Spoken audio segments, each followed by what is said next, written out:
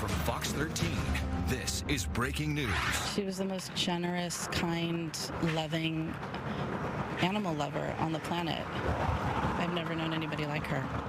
Now at 4, we are tracking breaking news. A suspect on the run after an 80-year-old woman was carjacked and then run over with her own car. Any minute now, Seattle police are expected to give an update on the incident. In fact, we're getting word that it's being joined right now. Yeah, so let's listen in.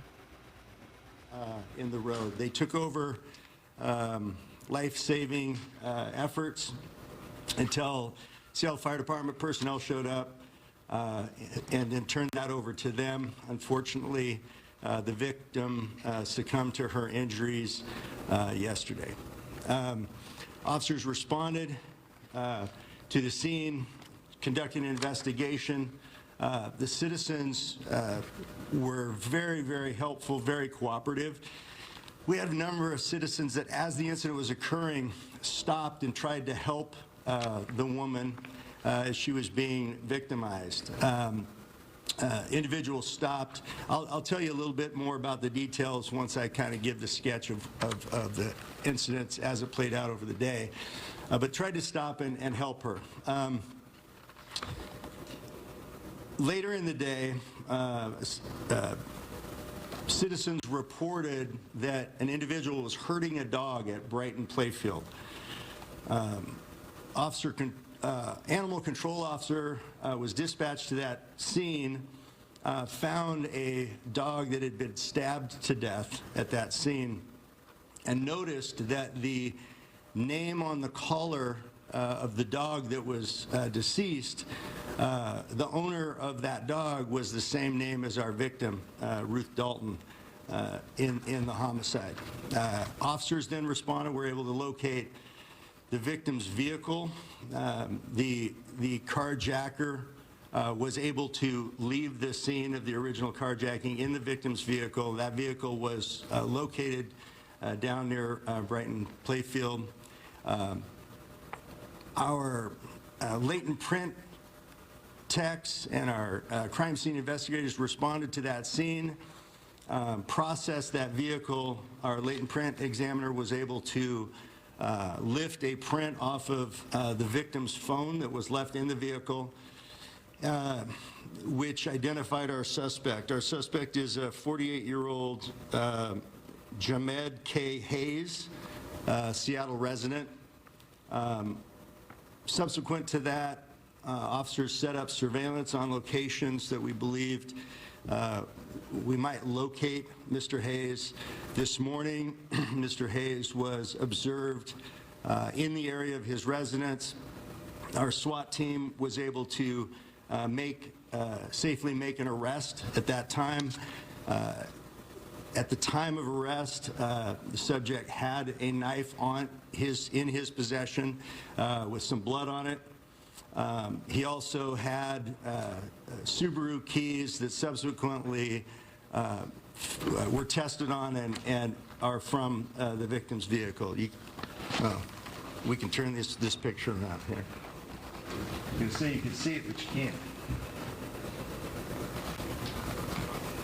So obviously, these are the keys that were on the suspect at the time of his arrest, and this is a screenshot from a video that a citizen had taken after the incident when the suspect was driving away. You can see her vehicle was severely damaged during this incident, and he still had the keys on him when he was taken into custody. So a little bit about the details, then I'll answer some questions. Sometime before this incident ended up in the 300 block of Martin Luther King Way East, the suspect had gotten into the passenger seat of Ms. Dalton's vehicle. She was in the driver's seat of the car. There was at least 2 dogs in the vehicle at the time.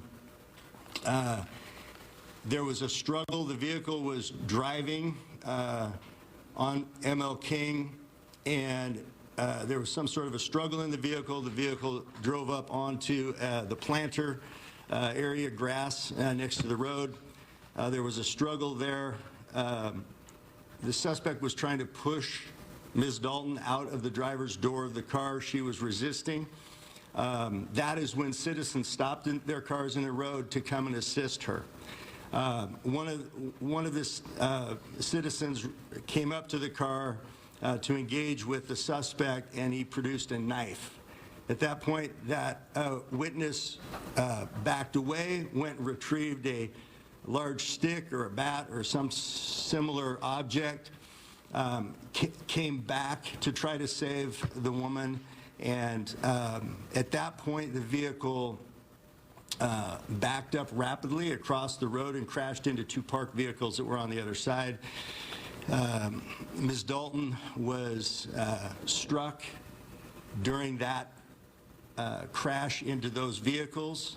The subject then drove away from the scene, and Ms. Dalton was left there, where citizens then began to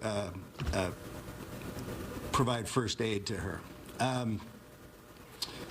It's believed that the suspect drove the vehicle immediately south to Brighton, where he killed the dog and then fled that area in an unknown means. We don't know how he got out of there at this point. The subject is under arrest. We expect charges to be murder in the first degree, since there was murder in the commission of a robbery, and animal cruelty in the first degree. The subject has 8 prior felony convictions and history of mental health concerns. And we want to thank very much the community for their assistance, for the heroic actions of passers-by who just happened to see something like this happening and tried to intervene, and then subsequently assisted and were great witnesses for the officers and detectives who responded to the scene. I'd like to shout out patrol, both east and south precincts, the latent print unit, crime scene investigators, our MHPs who responded to the scene to help citizens who had been through that horrific event and who were very, very upset. We had Jeremy Farkas, one of our officers, do a sketch, a remarkable sketch now that we have the subject identified. The photo unit, Community Violence Task Force, SWAT, our partners at King County Prosecutor's Office, and all of the detectives in the homicide unit. It's fascinating, you know, something like this happens, something horrific and tragic like this. Everybody dropped what they were doing. Very important cases that they're working on, with the exception of a couple.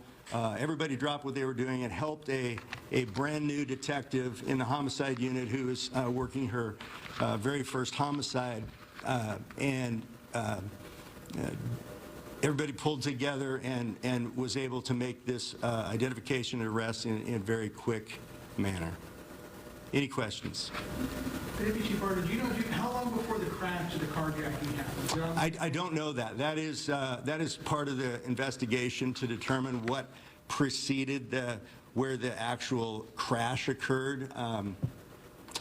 Some time before that, but I don't think it was a long time before that. But so likely something just previous.